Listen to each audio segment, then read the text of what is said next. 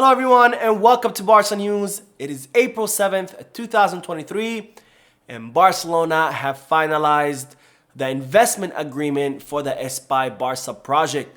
Also, Joan Laporta has sent a letter to both UEFA and FIFA asking them to not disparage Barcelona's reputation in regards to the Enriquez Negreira case. And finally, Barcelona are planning a meeting with La Liga, a viability meeting to see if La Liga are willing to reduce the restriction on Barcelona in regards to their wage bill. We have a lot to discuss, so let's begin. Hello everyone, welcome to the channel. My name is Mo, and I apologize for not posting a video yesterday, but I had a very busy and hectic day, and I didn't get home until midnight, so I didn't have any time to prepare a video. But nonetheless, I am now bringing you all the news from yesterday and today in regards to our beloved club, FC Barcelona. Now let's start with the news that the team are currently preparing themselves to face off Girona on Monday, April 10th in what will be match number 28 in La Liga. And La Liga have announced who will be the referee for that match, and it will be no one else but Mateo Laos.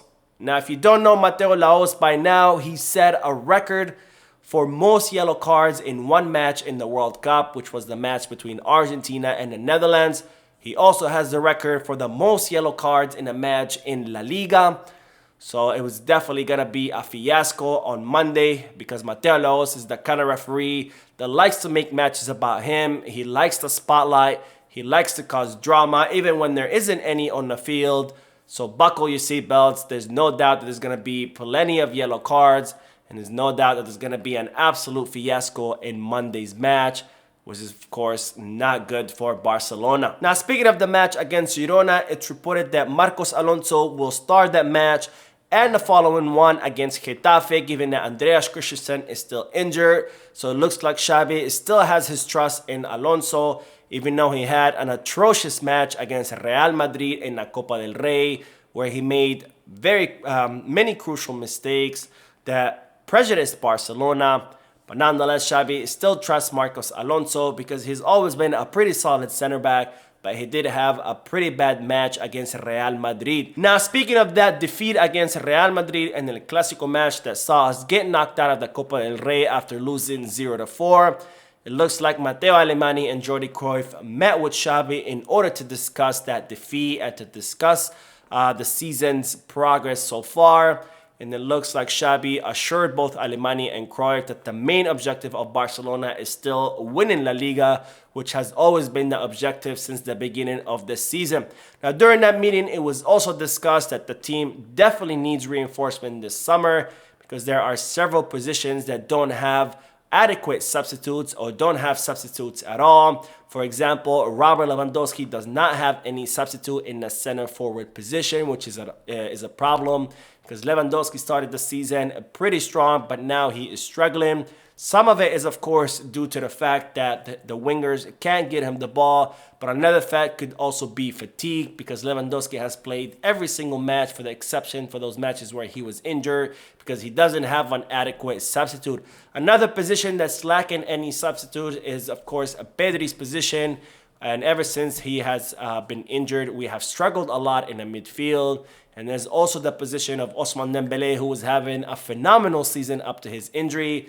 And now that his substitute has taken over, which is Rafinha, he hasn't been performing as well. So the team definitely needs reinforcement. And that's something that Xavi, Cruyff, and Alemany all agreed on. So Barcelona will be looking to make some reinforcements, some world-class reinforcements, because it's not good enough to have 2 players per position. You also have to have 2 really good players. So if one of them injured or one of them can't play, the other one can fulfill that spot without sacrificing the performance of the squad. Now on to the news that Barcelona have closed the financing agreement for the Espai Barca project.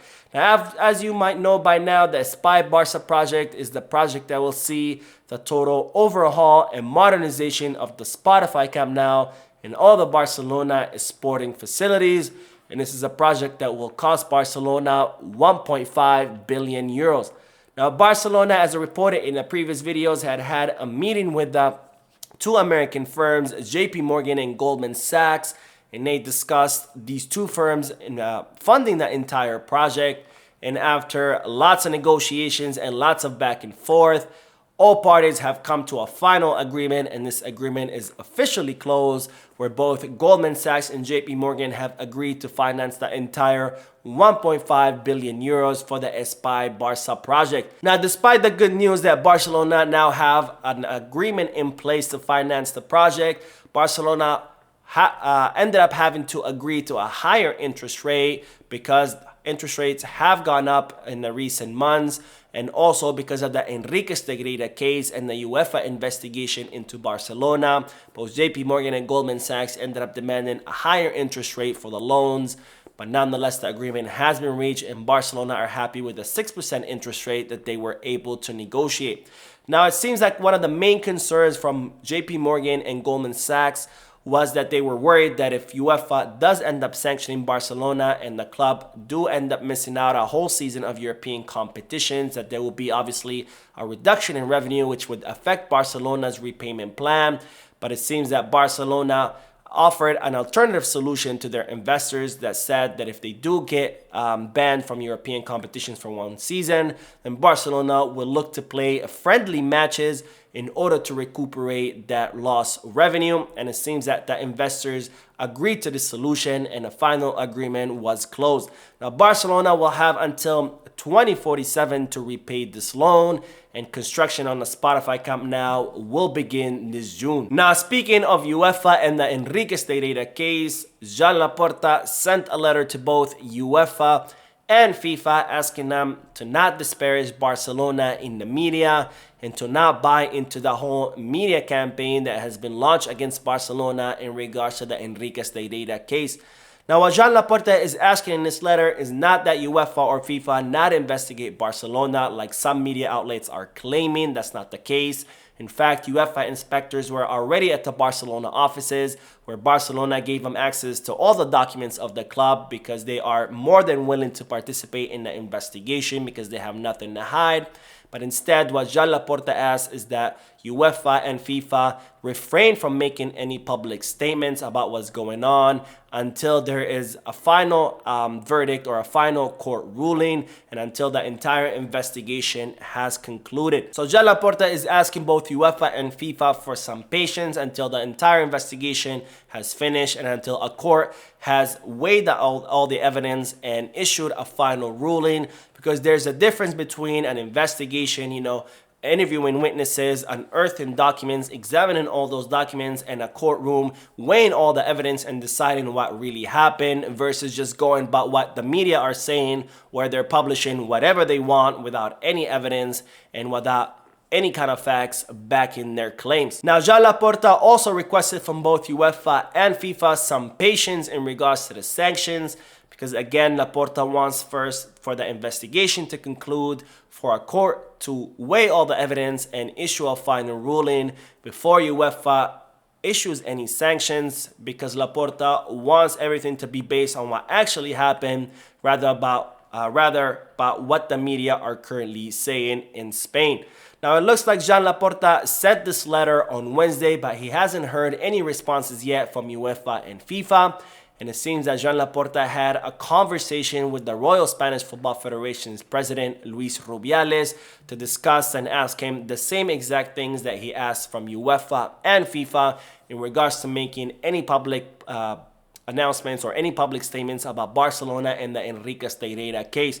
Now, Barcelona have not reached out to La Liga's president, Javier Tebas, because they consider that he's part of this whole media campaign that has been launched in order to prejudice Barcelona in the public's eyes. Now, speaking of La Liga, it's reported that Matteo Alemany is currently in negotiations with the Spanish League to see if they can loosen the restrictions in regards to Barcelona's wage bill. And it's also reported that Barcelona will be having what's called a viability meeting with the Spanish League. Now, Barcelona have the very difficult task of having to reduce their wage bill by 200 million euros come this summer, per Javier Tebas' instructions. But Barcelona are looking to see if they can be allowed 2 seasons to reduce the 200 million wage bill. And they also want to have a viability meeting with La Liga, where Barcelona are going to present their case and say to La Liga, hey, loosen up your restrictions a little bit, and we can show you that we have a financial viability plan for Barcelona, such as getting new sponsors, reducing the salaries of some players, and renewing some of the publicity contracts with higher income and revenue. That way Barcelona can show that they do have a plan in place to get back on track financially, and in return they can see if La Liga can loosen the restrictions so Barcelona are allowed to sign players, and they are allowed 2 seasons to reduce their wage bill surplus. Now, speaking of La Liga's restrictions on wage bills, it's reported that La Liga could be considering reducing their wage bill restrictions on all the clubs in the Spanish league, because it's not only Barcelona who are struggling with these restrictions. Other clubs are also struggling, including Sevilla, Villarreal, Real Betis, and Atletico de Madrid, who have all had a lot of problems registering players, signing players, and some of these clubs have even been forced to sell players in order to reduce their wage bill and be able to comply with this financial fair play rules restrictions. Now, we'll end today's video with the news that it seems that Jordi Alba is insisting on staying in Barcelona until the end of his contract. Now, Jordi Alba's contract will expire in the summer of 2024, and Barcelona have considered offloading the player since he is one of the highest earners on the squad, and the club need to reduce their wage bill. Plus, Jordi Alba has not been getting much playing time, so it doesn't make sense to pay such an astronomical salary for a 34-year-old who spends most of his time on the bench when the club are going through a very difficult financial situation. Now, it seems that Jordi Alba is insisting on staying in Barcelona until the end of his contract, and it seems that Barcelona could be considering extending Jordi Alba's contract with, of course, a salary reduction and a salary deferral. But in my opinion, that would be a bad idea because, again, Jordi Alba is 34 years old. He has a very high salary and is not really playing much time. And even though he's been very instrumental in the locker room and being a leader and helping the younger generation adapt to Barcelona's style of play, nonetheless, I think it's time for Barcelona to part ways with the left back. So that is it for today. I hope you enjoyed the video. If you did, please give me a like. Also, I would like to invite all of you to please leave a comment down below, giving me all your thoughts and opinions about all the news that I share with you. And finally, I would like to invite all of you to please subscribe to the channel so you can stay current on all the latest news in regards to our beloved club, FC Barcelona. Thank you for watching. I will see you in the next video. And as always, Visca Barça.